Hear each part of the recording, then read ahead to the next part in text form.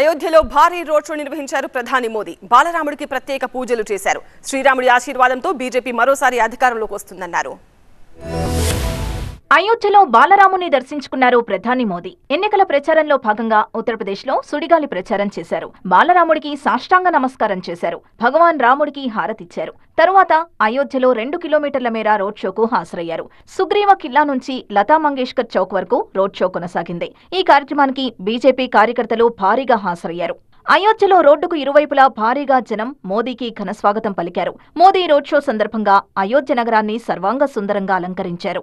ఈ కార్యక్రమానికి ఉత్తరప్రదేశ్ ముఖ్యమంత్రి యోగి ఆదిత్యనాథ్ కూడా హాజరయ్యారు. ప్రధాని మోదీ రోడ్ షోకు మహిళలు కూడా బ్రహ్మరథం పట్టారు. అయోధ్యలో రామ్లల్లాకు పట్టాభిషేకం చేసిన తరువాత తొలిసారిగా ప్రధాని మోదీ మే 5 ఆదివారం అయోధ్యకు విచ్చేశారు. రాముడి ఆశీర్వాదం తీసుకున్న తర్వాత ప్రధాని మోదీ లతా మంగేష్కర్ చౌక్ నుండి సుగ్రీవ్ ఫోర్ట్ వరకు దాదాపు 2 కిలోమీటర్ల పొడవున రోడ్ షో నిర్వహించారు. అయోధ్యలో భారీ భద్రతా ఏర్పాట్లు చేశారు పోలీసులు.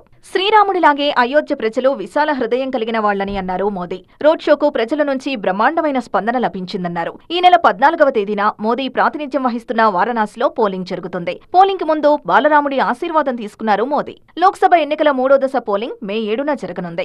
దీనికి ముందే అయోధ్యలో ఆయన పర్యటించడం ప్రాధాన్యతను సంతరించుకుంది. 2024 లోక్సభ ఎన్నికలు మొదలైన తర్వాత ప్రధాని తొలిసారిగా అయోధ్యకొచ్చారు. ఫైజాబాద్ లోక్సభ నియోజకవర్గం నుంచి బీజేపీ అభ్యర్థి లల్లు సింగ్కు మద్దతుగా మోదీ రోడ్ షో నిర్వహించారు. అంతకుముందు ఇటావా సభలో మోదీ ప్రసంగించారు. మే 20న 5వ దశలో అయోధ్యలో పోలింగ్ జరగనుంది. సమాజ్వాదీ పార్టీ కంచుకోటైన ఇటావాపై బీజేపీ ప్రత్యేక దృష్టి పెట్టింది. మాజీ సీఎం ఎస్పీ అధినేత అఖిలేష్ కుటుంబ సభ్యులు పోటీ చేస్తున్న ప్రాంతాల్ని లక్ష్యంగా చేసుకుని బీజేపీ ప్రచారం కొనసాగుతోంది. ఎస్పీ వ్యవస్థాపకుడు ములాయం సింగ్ యాదవ్ కుటుంబానికి చెందిన 5గురు సభ్యులు లోక్సభ ఎన్నికల్లో ఎలా పోటీ చేస్తారంటూ మోదీ, కేంద్ర హోంశాఖ మంత్రి అమిత్ షా, సీఎం యోగి ఆదిత్యనాథ్ సభల్లో ప్రశ్నిస్తున్నారు. బీజేపీ ఎన్నడూ గెలవని ఇటావాలో ఇదివరకే యోగి ఆదిత్యనాథ్ 2 ర్యాలీలు, రోడ్ షోలు నిర్వహించారు.